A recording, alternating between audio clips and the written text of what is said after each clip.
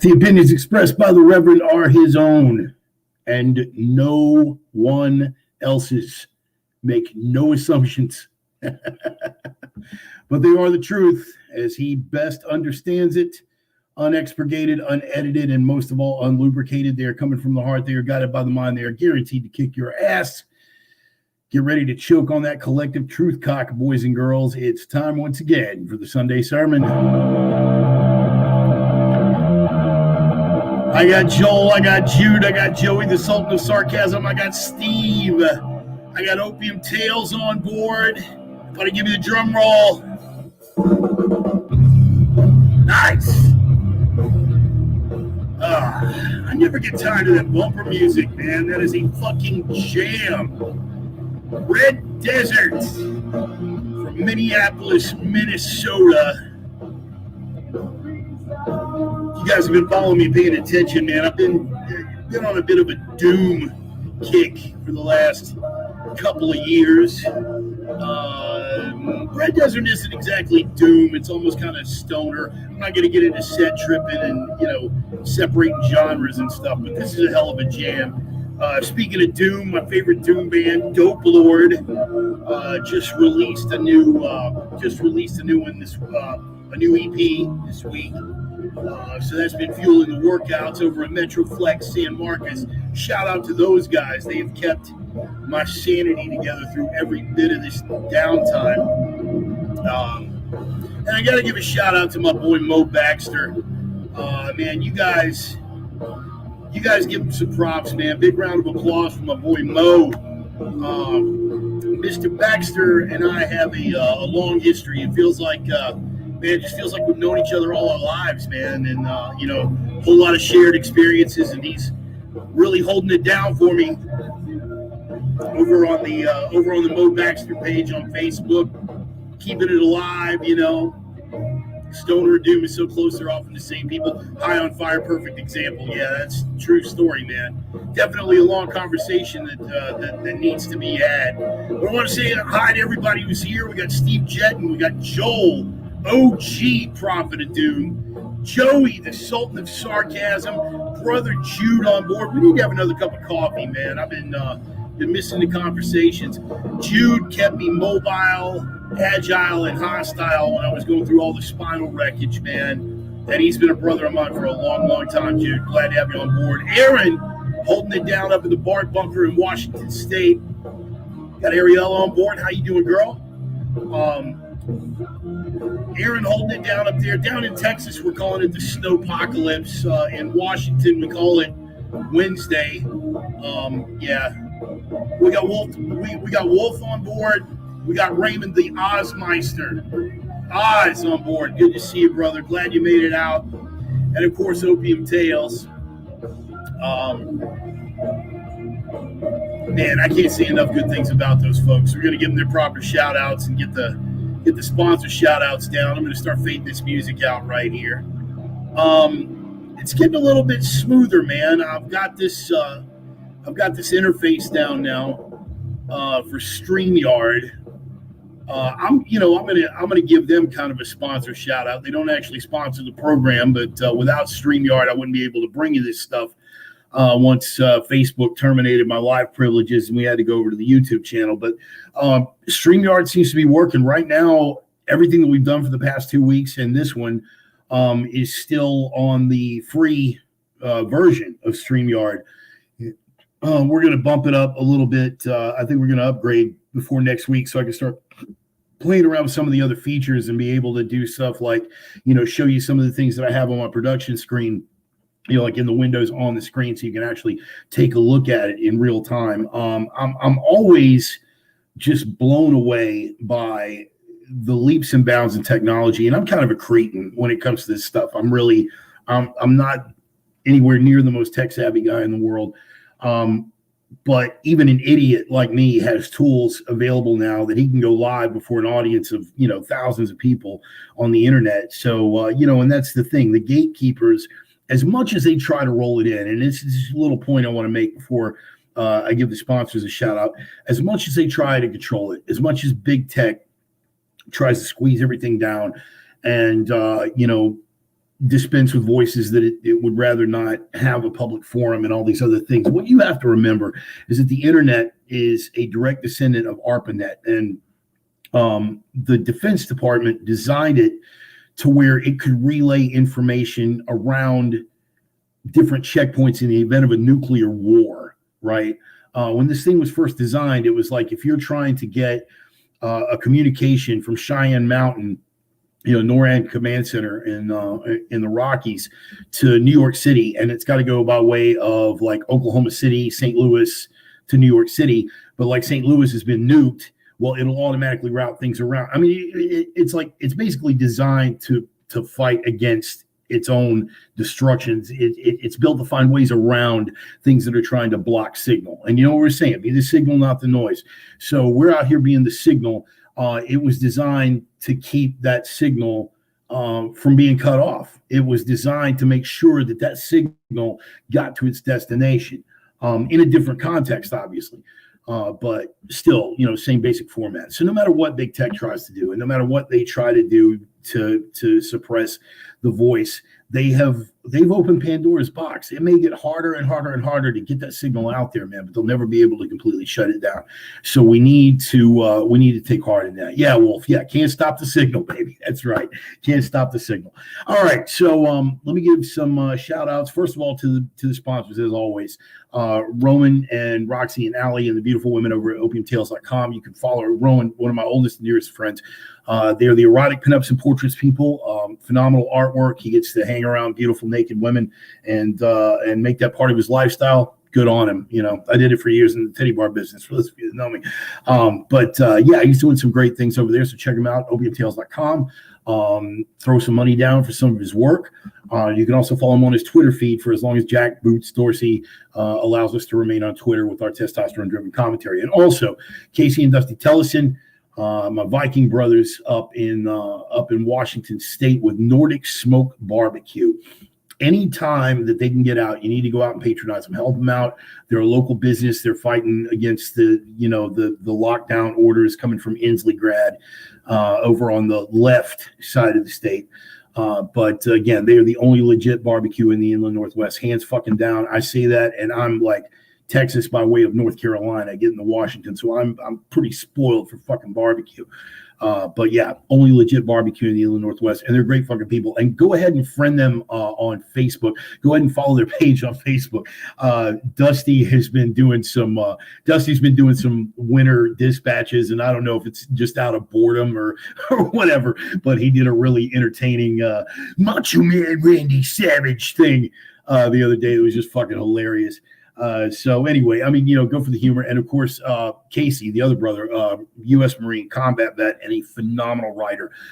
He is getting ready to come out with a book, and all of that stuff will be posted on Mo's page because Mo's keeping it alive, and my page eventually when I get out of Zuckerberg Penitentiary. So doing all that time in solitary. You've been booted. What, booted from? Okay, so Opium Tales update. You've been booted from what? Twitter? You've been booted from Twitter? Give me a little update in the comments. I'm gonna go ahead and roll with it. A couple other shout outs that I want to give right now. Metroflex Gym in San Marcos. The road has taken its toll on my training regimen and on my dietary regimen, and I got a case of the road gut, but obviously still keeping the mass up, and they have been a source of sanity for me. So good on those guys. They're not a sponsor of the program. I just want to give them some props. And some local Texas people, a supermarket chain in particular, HEB. It's a Texas thing. You wouldn't understand. Right now, we're under boil water orders. This whole area is under boil water orders. So there's really no place to get ice or anything like that. There's no resource really. I mean, I could burn up some drinking water for coffee, but I did manage to get some strong tea from HEB. I probably shouldn't. I don't even know if I can do a logo by YouTube standards, but here's the contradiction though, because it says Texas style, but then it says unsweet. And I think that's kind of an oxymoron. Because if you talk to a Texan, there is no such thing as unsweet tea, but that's how the Rev digs it. And so yeah, this is my substitute for drinking water and my usual liquid enthusiasm right now. Aaron, tell me Northwest Temple of Pain is still going hard. That's really cool, man. That's really great to hear that. And again, shout out to Aaron, man. He's kept it locked down for me up there at the bunker. And he's kept the gym crew coming through there. You know, that's the Northwest Temple of Pain. That goes back to Primal Iron Strength Training, which there's another YouTube channel for Primal Iron Strength Training. If you want to check some of that out, I need to get some more content on there. But looks like YouTube's the new home for right now. Everyone hit the like button and be sure to share. It's all algorithm like shares. More will show up in their search right on. So yeah, if you're there, you dig what we got going on, hit the likes, hit the shares. Thank you for the tech tip on that. Cause again, I'm an idiot. I'm just a blue collar guy with some unconventional opinions. And, I get on here and I spew, you know, and you guys indulge me. So thank you for that. Anyway, so we're here in Texas. I want to cover just a couple of things real quick because a couple of news items that I wanted to get to because they are important. We're not going to do a deep dive on any of this stuff, but I'm going to throw a little poke into the bread oven if you guys want to do your own research on this. First of all, we got a breaking story that's coming out. Ever since the freeze crisis hit Texas, everybody's been pointing fingers at everybody else. Shout out to my boy Brett Bennett, who, like myself and Ryan Jenkins, brother Ryan Jenkins, we've all worked in wind. I'm going to paint a real brief and somewhat nuanced picture of what is going on versus what isn't going on. First of all, the wind turbines being down, and a lot of them were down. That is not what's responsible for what's going on right here. The failure here is on many, many levels. And more things failed on the fossil fuel end, specifically with regard to natural gas, both in production, distribution, and market forces, which were beyond the control of the actual fossil fuel producers. All right, this is a multi-tiered thing. There's no one factor. What I will say for the wind guys is the wind turbines actually did better than expected under the circumstances. However, even if all of them had been functioning at 100%, it would not have been enough. They account for just a little over 20% of the Texas power grid's needs, even when everything is running 100% under ideal conditions. You're only looking at, 20 odd percent of the actual energy needs. In truth, wind did better than they thought it would. In truth, in the grand scheme of things, that means positively dick, because again, if anything, it more demonstrates that we're not ready to get away from fossil fuels yet, because the other 70% of the grid is taken up with fossil fuels, natural gas, coal, fuel oil, that kind of stuff. So we still need it. Sorry, AOC. Sorry about your narrative there, Sparky, but no, you're still out.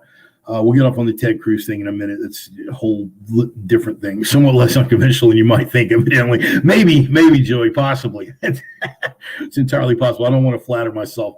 But so, yeah, so the power grid, it was an issue. It was a failure to deliver the gas, to distribute the gas to the production facilities. It was a failure of different amounts of power being available through the grid at any given time, which is largely the result of bureaucracies and things like that are at work. None of which you're going to hear from the mainstream media.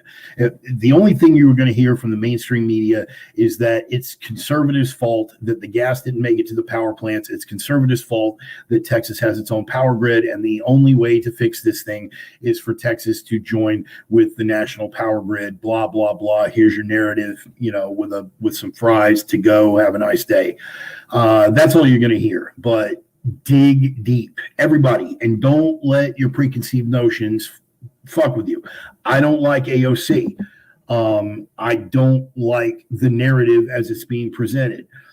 However, I'm not going to go the other direction just because I happen to be ideologically opposed to everything about the New Green Deal and all the other things, because I'm realistic about the need for fossil fuels. I'm not going to go the other way and put blame on the wind element where it doesn't actually belong. So again, I'm not the fucking guru. Do your own homework, but be objective. Keep an open mind about this stuff. Bow to the powers and the government will take care of you. Yeah, well, that would be the narrative. But anyway, this breaking news that's coming in, and here's something else you're not going to hear about from the media. So far, body count is at 70. But what we're finding out is that on top of all the other market forces that were pulling resources away from ERCOT and pulling resources away from the Texas power grid, I can't. Let me say this up front so the YouTube thought police don't come back with it. This is pure speculation and unconfirmed reports at this time. I want to be abundantly clear on that. I'm just telling you what I'm hearing. I have not been able to confirm it. Guys, dig and do your own homework. But what they are saying is that the Department of Energy came through with a memo that Texas apparently was asking for help to basically to open the energy corridor a little bit wider to allow more power to be diverted to the Texas grid and to allow more fossil fuel production and distribution in the run up to the crisis. Basically, we knew that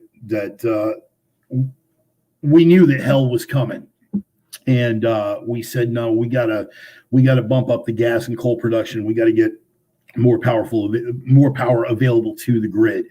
And what I am hearing, and again, these are unconfirmed reports at this time, was that an emergency order from the Biden administration's Department of Energy shows that the Texas energy grid operator ERCOT was instructed to stay within green energy standards by purchasing energy from outside the state at higher costs, throttling power output throughout the state ahead of a catastrophic polar vortex. I'll break it down for you in as layman's terms as I can really articulate. Basically, it's like the carbon credits thing. Like, well, we didn't produce as much carbon, so we'll sell you the credit, and this polluting plant can produce 3 times as much. It's all part of the whole shell game with climate change trademark. But they basically said, no, Texas is producing for the clean energy standards. Texas right now, with the polar vortex coming, is producing too much power using fuels that aren't clean. In other words, there's too much coal power, there's too much gas power, and we can't allow you guys to bring any more online, because then that's going to pollute. It's going to overpollute. It's going to take us past our clean energy standards. And basically, the memo from the Department of Energy forced Texas to go outside of the grid and buy energy that was produced in other parts of the power grid through the environmentally safe standards. And the indication is that that may have been the single largest factor responsible. Moreover, the order instructed an incremental amount of restricted capacity to be sold to ERCOT at, quote unquote, a price no lower than $1,500 per megawatt hour, an increase of over 6,000% over February 2020 prices of $18.20 a milliwatt hour. So, or a megawatt hour, pardon me, megawatt hour. Again, I'm putting it in as layman's terms as I know how to articulate. The long and the short of it is, if these reports are correct, it basically said, yeah, we know you got a freeze coming, too fucking bad, because your coal plants are dirty and your gas pipes are dirty, so you have to buy from somewhere else, because they've got the leeway and you don't. So you have to buy from outside of Texas. And not only do you have to buy from outside of Texas, you're going to buy at $1,500 a megawatt hour. Yeah. Again, right now, these reports are purely speculative. I cannot confirm any of this right now, but I want it out there because I want you guys to stay on top of it, because this is not something that's going to get a lot of play in the mainstream press. Even after it's 100% confirmed, it's going to be one of those things where the fact checkers do what the fact checkers do, where they will say, well, that's totally false, right? Where every item that I just discussed is absolutely true, but instead of it being $1,500 a megawatt hour, it was $1,500.70 a megawatt hour, and therefore mostly false. You guys know how the word games are played. But anyway, I wanted to throw that out there, and you guys do your own homework on it. And do me a favor, I'm still offline, but Mo is there, and my buddy Mo is ready to take any evidence you can throw his way to either substantiate or refute, rather. And I'm good either way. I want what the truth is about this. We haven't gotten it so far from either side. The gung ho wind hater people are lying. The gung ho fossil fuel hating people are lying. The mainstream press is going to go with its own narrative, and their primary focus right now is Ted Cruz flying his kids down to Cancun, as if that were a fucking cardinal sin. I mean, and sure, man, let's grill Ted for that. I mean, fuck, it's not like he did something, as mundane as, putting infected COVID patients into nursing homes and killing, 15,000 elderly people. I mean, fuck, that trip to Cancun, whoa, that's beyond the pale. Again, a whole lot going on in the media, and you guys who have followed me, I'm always trying to keep you hip to the way that they're fucking shifting the narrative. And we've got some other, speaking of narrative shifting, let's get off of that for a minute. We'll get back into SnowPocalypse here in a bit. Speaking of narrative shifting, Governor Ron DeSantis, you guys know him. He is the governor responsible for our favorite superhero, Florida Man. Dum dum duh. Fuck it. You know what? I think DeSantis is Florida Man. I want to see him just come out with a big F and then like a cape. And that F, of course, will be for fuck Biden, because according to what I'm hearing, he pretty much told Biden to go fuck himself when Biden was talking about travel restrictions to Florida. Look, DeSantis catches a lot of shit, as does Abbott down in Texas. Here's the thing that they can't deny. Florida, Texas, and South Dakota, those three states which have loosened their lockdown restrictions, are doing better than any of the Democratic enclaves. When it comes to body count, when it comes to economic activity, they're doing better than any of the Democratic enclaves, whether it's Newsom grad in California, whether it's Inslee grad in Washington, whether it's Whitmer grad in Michigan. Any of the commie enclaves are all doing measurably worse by any standard of measure than South Dakota under Kristi Noem, Texas under Greg Abbott, and Florida under Ron DeSantis. So DeSantis, again, I only touch on this story because, we know it's a bullshit story, but I want to illustrate for you the way that the narrative shifts. What do we know?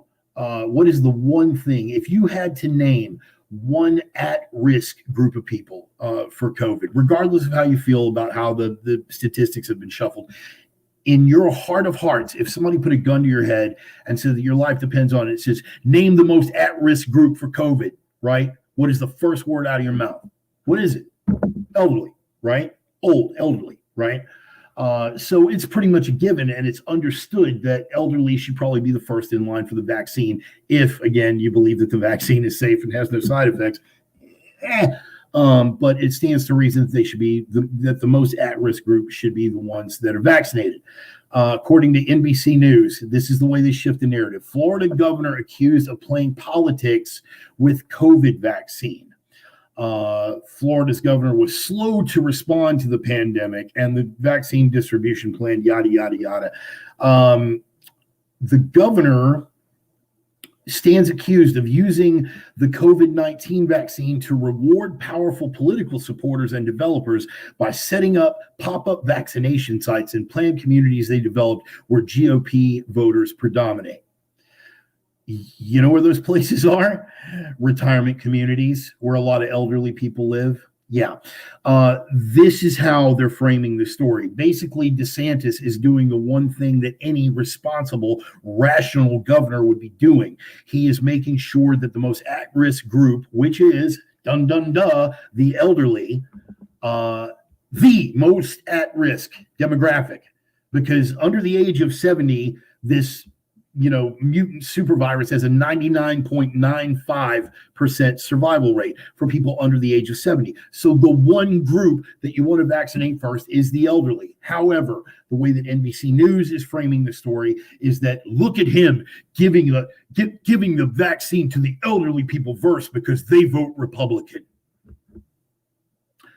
I'm not making this up. And again, once I get the upgrade with StreamYard, I'll be able to just, kind of put it up on the screen right here in a little box in the corner where you can read it for yourself. But yeah, NBC News is fucking trying to frame the story in such a way that the governor, by doing the responsible thing and vaccinating elderly people first, is in fact doing the political thing and vaccinating Republican voters first. That's the real reason he's out there vaccinating the number one at-risk demographic. He's just giving that vaccine to his Republican base. That's what he's about. He's not taking care of public health. This is the way they play the game, people. And now that we got Biden in office, does everybody remember the fawning idolatry of the Obama years where the mulatto messiah could do no fucking wrong? It's going to be that times fucking 10. So get used to it, but just be ready, man. Be ready because that's how it's coming down, and they're doing that with the SnowPocalypse story and framing it all against Ted Cruz and trying to make Bill and Ted O'Rourke out to be some kind of hero. I'm Beto, dude. I'm like wanting to be like a senator, bro. I've got like Kennedy vibes, you know what I mean? Like young, fresh blood. I mean, I'm like practically a Kennedy. Brother, the only thing you have in common with the fucking Kennedys is you got a driving record in common with Ted. Yeah. Because you both have a DWI. You just haven't managed to fucking kill a woman yet. But, give it time. You're still young. Beto fucking O'Rourke, dude. I swear to God. Assuming he would ever win a Senate race in the state of Texas, it'd be the first time in recorded history that a candidate paid for entirely from out of state had fucking won a Senate race in Texas. Nobody in Texas. Well, okay, I'm sorry. There are the faithful. There are the grazers and the Pollyannas that are going to support that for whatever. I guess life expectancy for Democrats isn't so high. Who fucking knows, man? I mean, it depends. Not if you live in New York, apparently. What? Too soon? Yeah. Anyway, so there's that. But yeah, they're trying to paint Beto up as a saint. And then AOC decided to throw her little donkey-toothed, face up in the mix.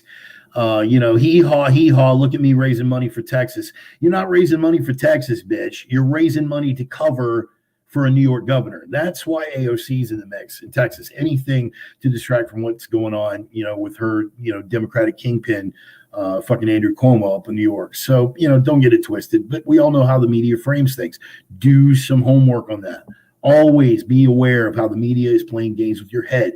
If you control the stimulus, you control the response. If you control the perception, and perception is 9/10 of reality, then if you control the perception, you control people's reality. And this is the way that it works. All right. Yeah. Anything for a photo op. Yeah. Pretty fucking much, man. Pretty fucking much. You kids stop describing me, making me nervous.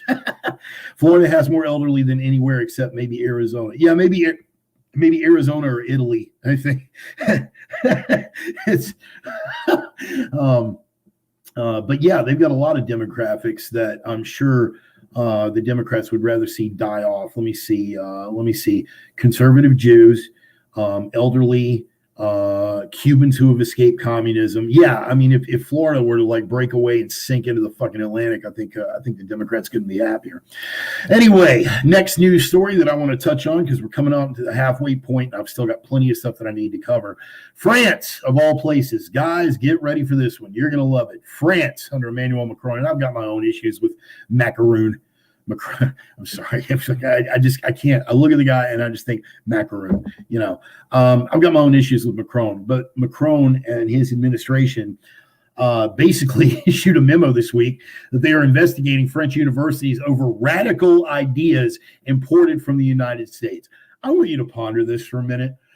We have Edward Snowden, who pointed out that the government was spying on American civilians, and in order to save his own life, he had to go hide in the former Soviet evil empire. The guys that used to be famous for fucking shutting everything down and stifling political opposition are the ones that fucking made it possible for Snowden to continue to live. Well, now we got Russia hiding out political dissidents from America, and we've got France investigating their universities over ideas that come from America that they say are too radical. It hurts. Anyway, France intends to investigate. This is the story from Tim Pierce over at the Daily Wire.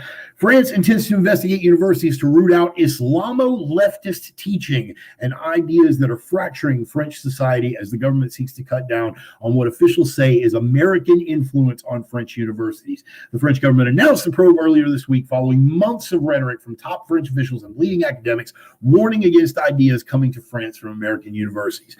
Now, those of you out there who are my audience, who are like minds and kindred spirits, we have known for a long, long time that academia had gone way too far, that the tyranny of tolerance was alive and well. I'm not comfortable saying that it's Islamofascism yet. Give it another year or two, but yeah, we knew that it was getting more and more radical. I cannot think of a story that vindicates that supposition more than the French. For the love of fuck, the French investigating their universities for pulling too many radical ideas from United States academics. So, yeah, worth looking into. That's from Tim Pierce over at the Daily Wire. You can check it out. And the last one, the last story that I want to touch on from Reason Magazine online. Another little sip here of the Texas-style unsweet tea.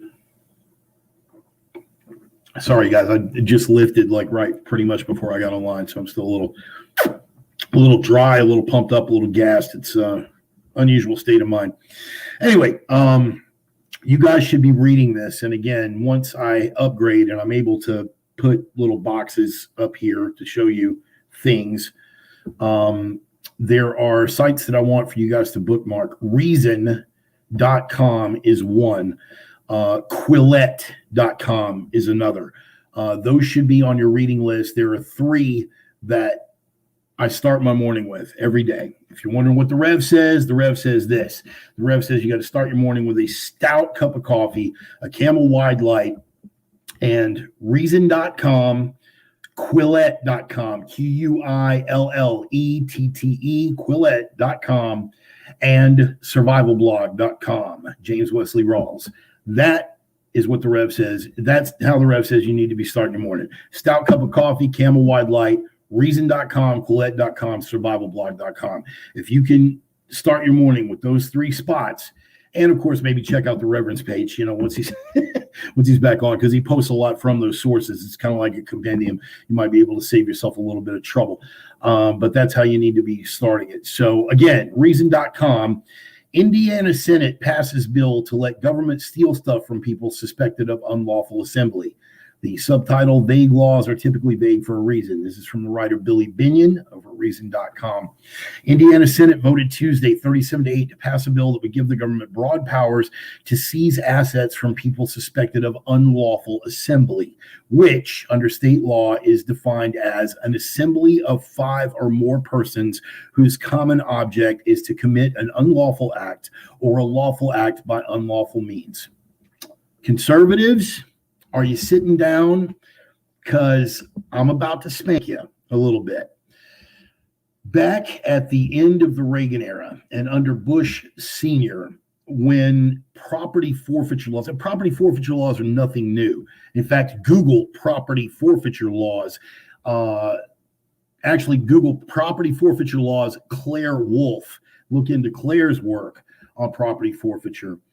It's a legal act of intellectual gymnastics that basically makes it to where they can seize your property because they're not violating your rights. They're not seizing you, they're seizing the property, and they're asserting that it is the property, in fact, that has committed the crime.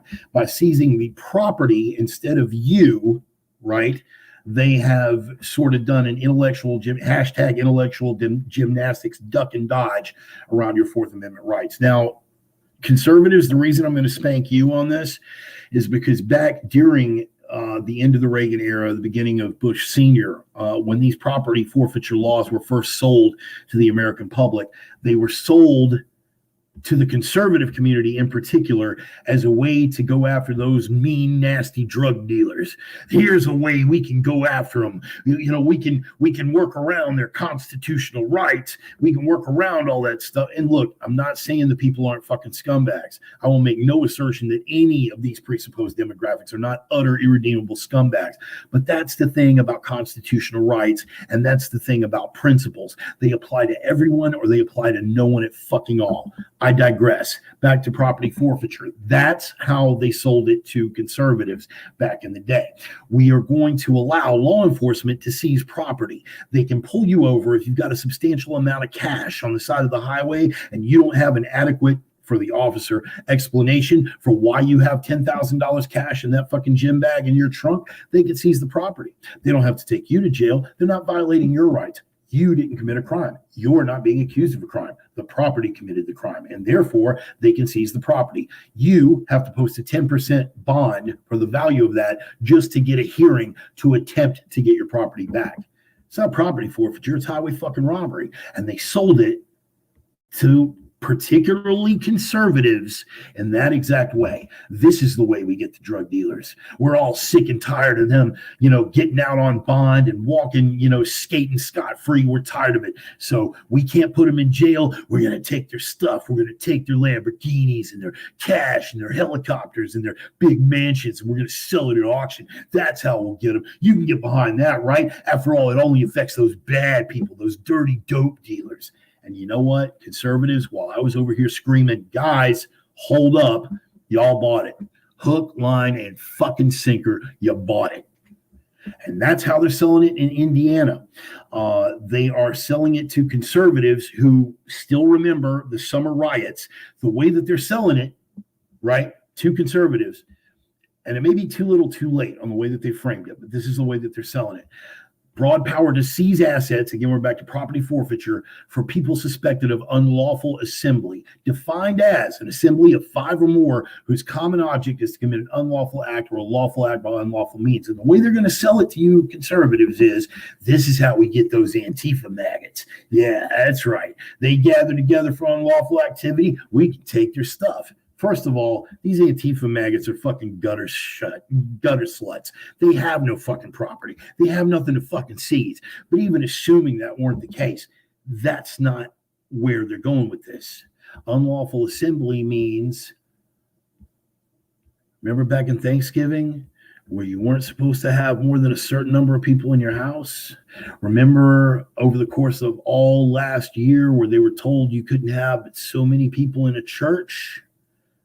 That's where it's going, people. That's where it's going. Now, I know my prophets of doom out there, my reverence rangers, my faithful few, my sinner sisters. I see y'all out there. Y'all know. Y'all are sharp. But you need to school your hardcore conservative buddies that might not have the brain power to appreciate the fucking nuance. They hear this and they think they're getting a boon because their bad guys go bye-bye. That's not how it works. It's never been how it works. It's never been the intention of any of this stuff. So that's how they're going to sell it. You guys already know. So you need to school your conservative brethren in this stuff, that when they come to sell you this new bill of goods, you need to reject it outright. This is how they get it. Incrementalism. Just like when they come for the guns, they're not going to come for them all at one time. They come for the assault weapons. The assault weapons. I mean, you're a hunter. You certainly don't want weapons of war in the hands of domestic terrorists, right? And then let's say they get somewhere with the assault weapons thing, and then a bolt-action hunting rifle with a high-power optic isn't a bolt-action sporting rifle with a high-power optic anymore. because a couple of high-profile attacks, somebody uses a bolt-action rifle with some good glass on it, and suddenly the media buzzword becomes sniper rifle. And what sportsman really needs that kind of pinpoint accuracy at 1,000 yards? You should be able to get much closer to a game animal than that. You should be able to put it close to the heart without being able to fit 5 shots into a dime. You don't need that. That's a sniper rifle. We get to restrict that. Then once those are gone, they move on to shotguns. Oh, is that a hunting shotgun? Well, I don't know. Did you put a ghost ring and a red dot sight on it? Because that looks to me like come on, you know what the buzzword is. What's the buzzword? It's not a sporting shotgun. What is it? It's a riot gun. Riot gun. Only possessed by people with malicious intent and potentially Joe Biden. But, Joe Biden would only have a double barrel. Buy a shotgun. Buy a shotgun. Fire one shot in the air. Fucking scare them off. Yeah, but that's a, double barrel break action, big difference, because what sportsman needs, you can't have more than 3 rounds in the chamber, or you can't have more than 3 rounds in the tube if you're hunting. So why do you need those 3 extra shots or those 4 extra shots with that extended magazine tube? And why do you need that vent thingy that goes over the top somewhat? Why do you need that? Why do you need a red dot sight? You don't aim a shotgun, you point a shotgun. What kind of sportsman are you? That's a riot gun. You got to ban it. You guys know. Steve Jetton, you're absolutely correct. Absolutely correct. Well, PM me my thoughts, but I'm thinking of get the signatures to remove Sheila Jackson Lee for starts. That'd be a good one. Yeah. Oh man. Okay. So thanks for breaking me out of rant mode. Again, pay attention when they come for the unlawful, penalize them for unlawful assembly. When they try to sell it to your conservative friends and it comes off as it's about fucking time. Honestly, I think most conservatives at this point wouldn't trust it coming from the Biden administration anyway, even if they tried to sell it like that, because they already know that they'll run interference for Antifa. But for those people who are still a little thick-skulled about it, who don't quite get that it's either rights for everybody or it's rights for none of us, you need to school them, because these word games are shaking up a lot of even people that I refer to as OIPs, otherwise intelligent people. I have never in my adult life, and Mo posted something about this earlier. I meant to call him about it. Mo posted something about this a couple of days ago where, he said, I've never seen a group of people so completely propagandized and yet at the same time so completely unaware of their own fucking brainwashing. And I have to agree with him. I mean, we're roughly the same age. So, I can't remember a time in my adult life where it's been like this, where people whose intelligence I had previously respected are so thoroughly propagandized that it's not even that they're drinking the Kool-Aid. It's that you show them that they just swallowed a mouthful of Kool-Aid and you hit them with the video playback and they go, oh, that wasn't Kool-Aid. Well, what do you mean that wasn't Kool-Aid? Well, dude, I was watching CNN. The CNN flat said that wasn't Kool-Aid. Technically, for the record, conspiracy guys, at Jonestown, it was Flavor Aid. Just for the record, it's a little poke into your bread oven. You can fucking get somebody, one of your conspiracy buddies, when they start talking. Technically, it was Flavor Aid. It's an asshole move to pull in a debate, but whatever. It's there. Technically, it was Flavor Aid at Jonestown. So there's that. So, SnowPocalypse. Now that we're going into the home stretch here, here are some things. SnowPocalypse found your faithful favorite, the Rev, yours truly, down here in the Lone Star State, where I have been recuperating from some physical maladies, and I've been down here since roughly late October. I've been staying with my wife. I in no way mean to disparage my wife with what I'm about to say here. There are a number of factors that made our situation more perilous than it needed to be. She was at work. She was at the hospital through the duration of this entire thing. over the course of the lockdown, she spends a lot of time away from the house. And over the course of the lockdown, because nobody here at the house was able to go on provision runs and renew disaster supplies and buy new cases of bottles of water to replenish the stuff that was dwindling down on a week-by-week basis.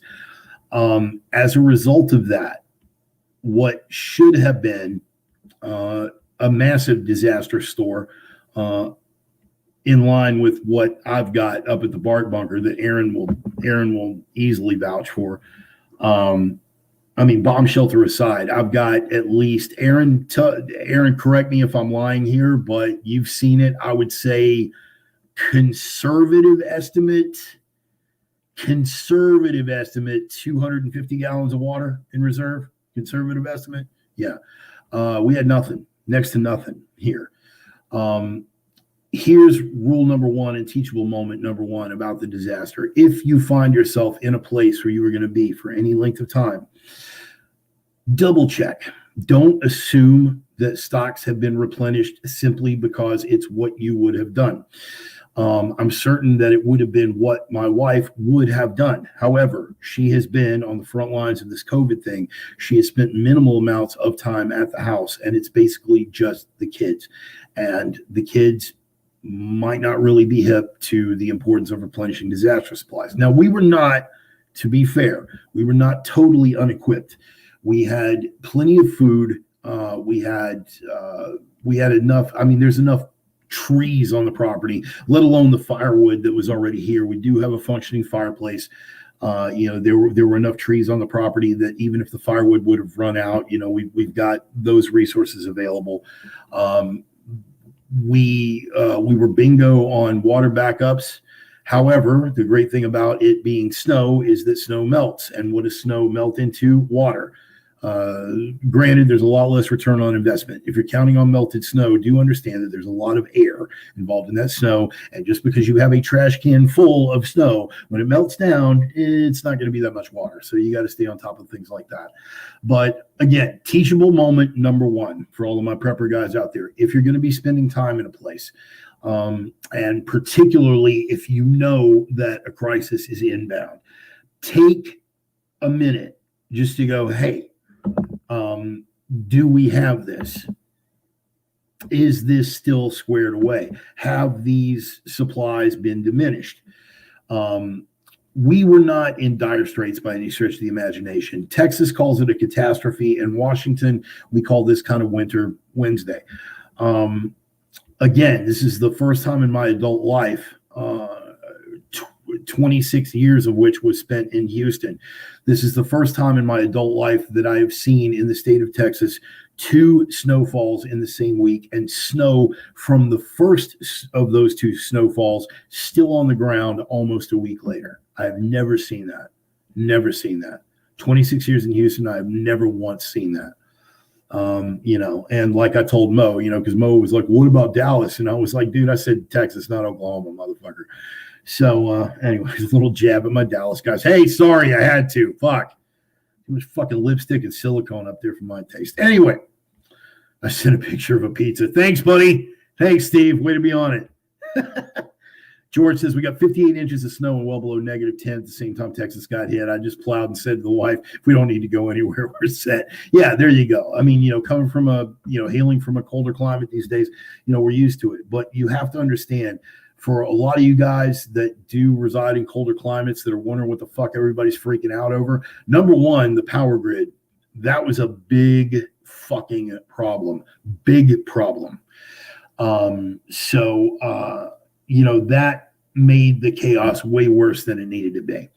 And again, we can get into that. I think that's going to shake out. I think if that Department of Energy memo turns out to be factual, there's going to be some heads rolling, or there should be some heads rolling. Mostly it'll be talking heads excusing, but there should be some heads rolling about that. One more sip here. Starting to get a little dry. Please bear in mind that Texas doesn't understand this level of cold. Texas doesn't understand this level of frozen precipitation. They just don't. And all of my guys that hail from colder climes, particularly my Washington guys, I want my Washington guys to imagine how well you guys would hold up in a Category 4 hurricane. Let's say a Category 4 hurricane making landfall in fucking Seattle. All right. You guys roll through that and then come back and tell me how we're unnecessarily panicking down here. I mean, it's a different set of rules. It's a different set of preps. It's a different ball game altogether. Not even different ball game. It's a different fucking sport. So please understand that Texans are completely out of their element in this. They really are. And I try to be objective about that. I was out in my Subaru lesbian death wagon, rolling around in this stuff. And of course, sure-footed traction. I'm a big Subaru fanboy. We all know that. Sure-footed traction, didn't lose anything. I was watching these Texans with their big fucking lifted, 10 foot in the air, 4x4s running 38-inch boggers on all four corners, and they were in the ditch sideways, lines of them. Why? Because in spite of the way, and again, here's another teachable moment. Say it with me, guys. Skills beat tools. 10 times out of 10. Hashtag skills beat tools. All right? These guys had machines that looked like they were built for some fucking Mad Max Road Warrior shit, and there were lines of them in the ditch. Why? Because prior to this, the only time these trucks had ever seen off-road was when they pulled into the fucking driveway. Okay? So there's teachable moment number 2. Skills beat tools. If you've got a tool, know how to use it. If you've got an off-road vehicle, familiarize yourself with its capabilities and its limitations. Get out of your element and do some fucking work. Test your gear, people. Constantly fucking test your gear. Test your gear before it counts, and then you'll be able to know. Case in point, I had some water filters. They were inexpensive, and they were it wasn't a reverse osmosis filter. They were available at Sam's Club for a while, and I picked a shit ton of them up when they went on clearance for like $3 a piece.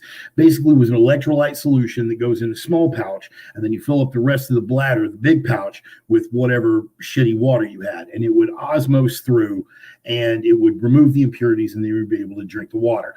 I had some questions about the efficacy, so I wanted to test it. I was living down in Houston, right off of Commerce Street, right down by Navigation, right down by Buffalo Bayou. So I got that water, and right now all of my Houston people are going, "Oh God, really?" Yes, really. And I took that filter again when there was no crisis. I took one of those and I went down and I got that monkey ass, chemical laden, disease ridden, water moccasin shit, snapping turtle piss, gritty, grimy, shitty fucking water out of Buffalo Bayou, and I ran it through that filter. And you know what? It worked like a fucking charm. You test the gear when it doesn't count, okay? Because let's say that it wouldn't have worked so well, and I would have wound up with some fucked up case of cryptosporidia Ebola, some fucking tropical infection that never been recorded in the history of civilized man. The hospitals are still functioning. I can go to the hospital and hopefully be able to save my life. The point is, test your fucking gear, whether that's your 4x4, whether that's your water filters, whether that's your fire rods, right? Any of your fire starter sticks, the ferro rods, things like that. If you've got some powdered magnesium, you guys have seen me do posts about Blackbeard fire starters and wet fire, those little tabs. Test your shit before it counts, because otherwise you could wind up in a world full of hurt. Next teachable moment, and I'm seeing people talk about this. Steve, first of all, congratulations on testing on your ham. God, I wish I had more time to get off into communication. I'll circle back. God, I hate that bitch. We'll try to get back and touch on it again before we get out of here. But yeah, ham radio, GMRS radio. We've discussed it before on the program. Have your communication squared away. And guess what? You got to test that gear too. So Wolf, I want you, and I'm gonna give you guys an assignment. Wolf and Steve, I want you guys to make a contact online. And now that you got your ham stuff together, I want you guys to practice getting in touch with each other and proper use of repeaters and any of those things, and we'll all fucking school each other. Next teachable moment, water filters. Cannot stress it enough. Here is your water resource that you do not want to be without, and that is a filter. Now, Brita pitchers, if that's all you got, again, you might have to use snow melt.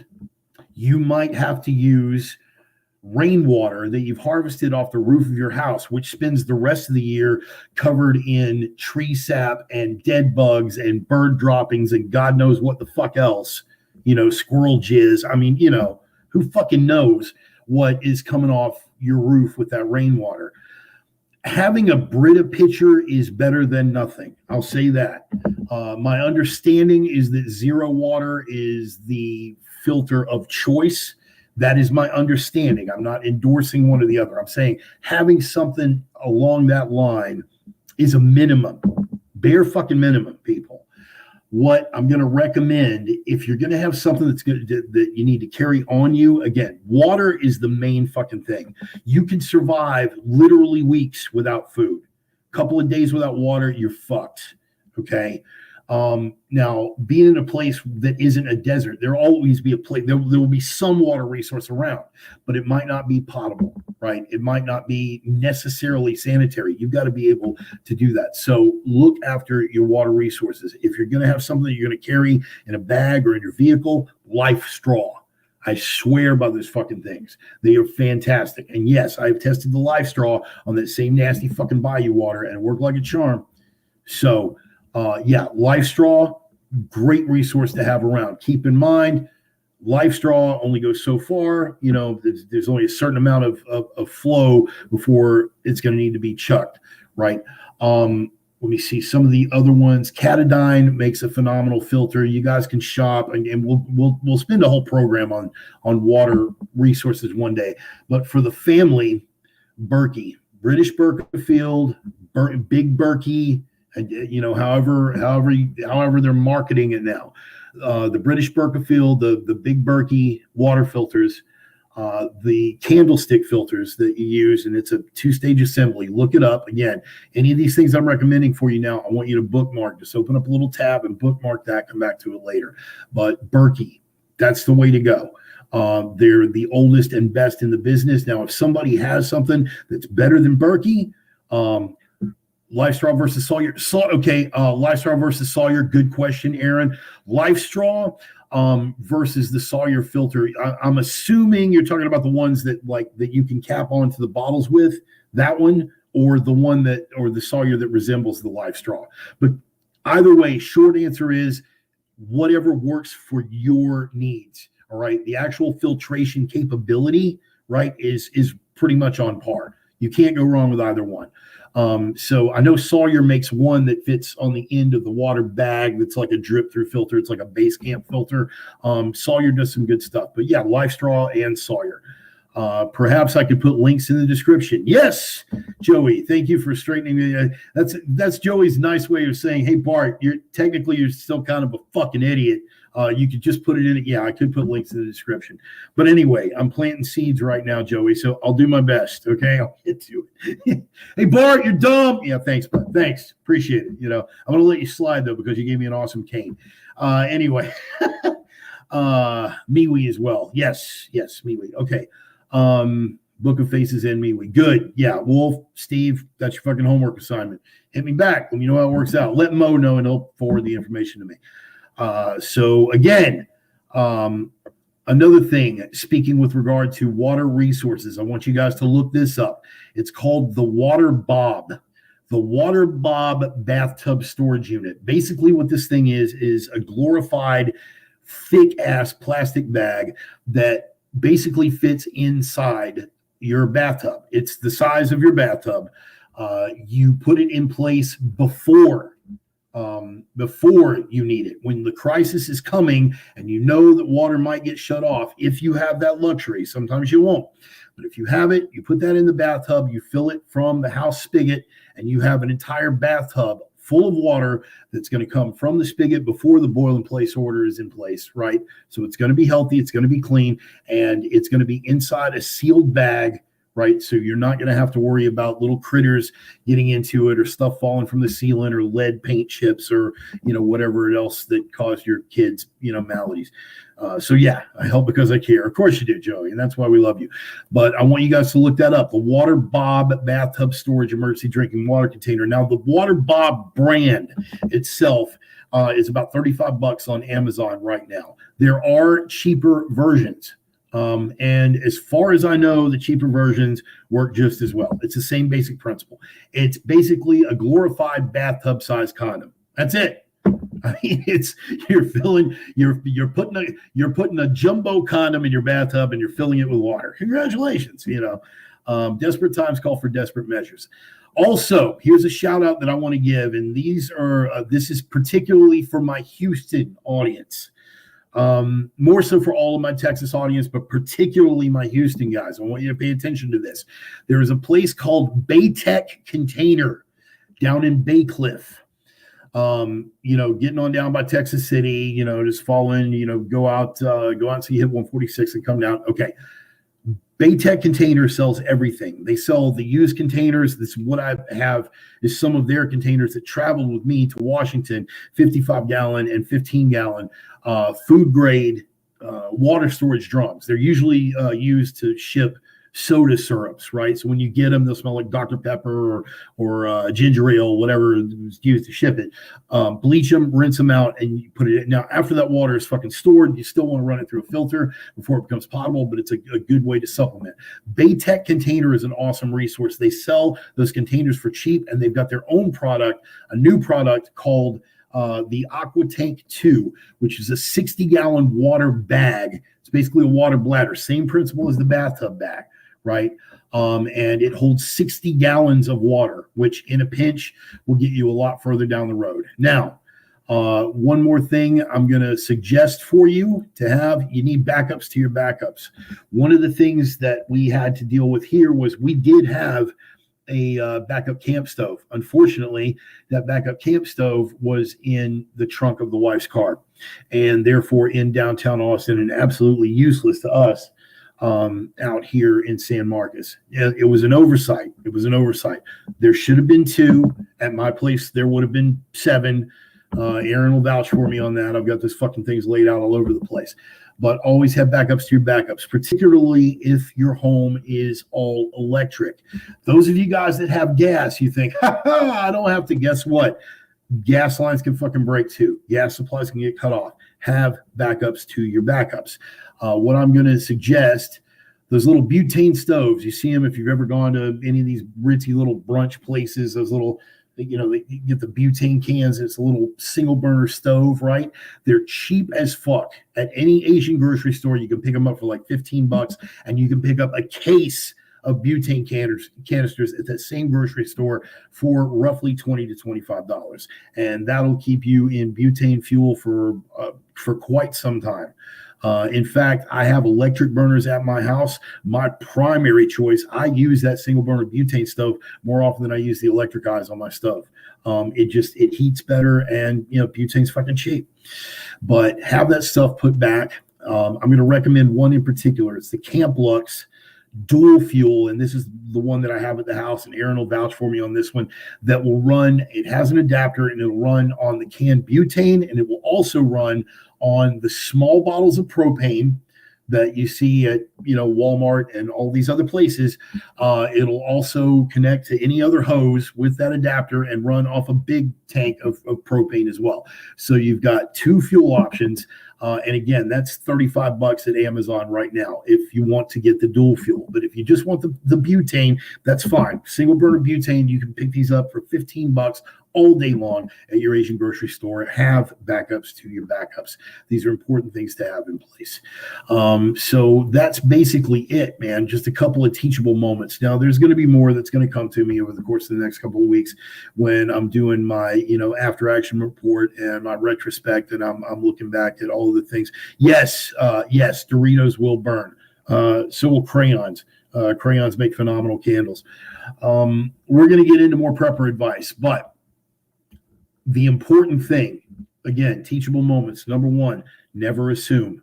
Okay, no matter how well you know the person, things happen. Right.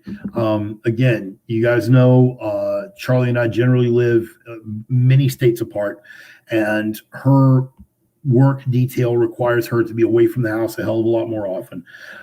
So, if anybody failed on that front, I'm going to own it. Because I, number one, shouldn't have assumed, and number one, a week ahead of time should have been like, hey, do we have reserves? I just assumed that they were going to be in place, and they weren't. So I'm gonna own up on that one.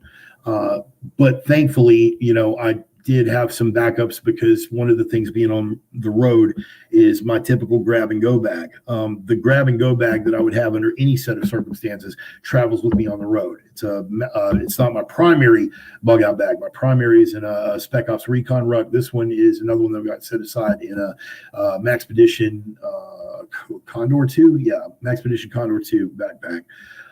So I had some fire starting stuff. I had some filtration stuff. We were never in a pinch.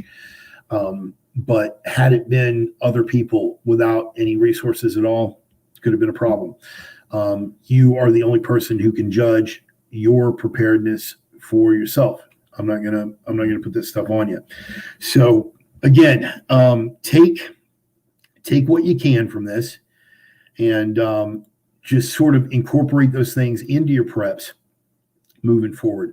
And again, set up your preparations.